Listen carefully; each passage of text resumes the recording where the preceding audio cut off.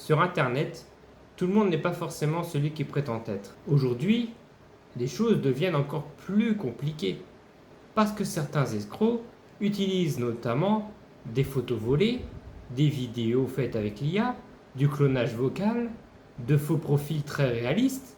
Parfois, même les profils semblent parfaitement crédibles. C'est pour ça qu'il ne faut jamais avoir honte d'avoir un doute. Parce que ces arnaques sont pensées pour manipuler émotionnellement. Voici quelques réflexes simples. Prendre son temps. Vérifier les photos que vous recevez par la personne. Faire une recherche d'image inversée. Donc vous allez dans Google, vous cherchez l'image et vous voyez si elle est utilisée un peu partout. Et si elle est utilisée par n'importe qui, si on voit partout et que ça correspond à un profil déjà existant, là, il faut sonner la sonnette d'alarme.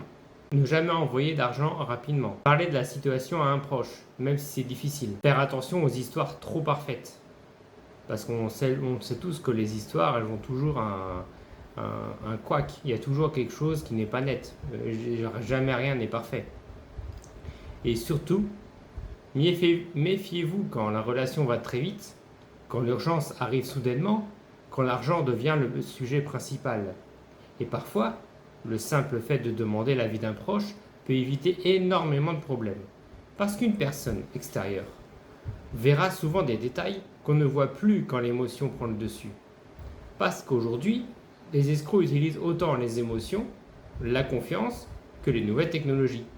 Et sur Internet, tout le monde n'est pas forcément celui qui prétend être.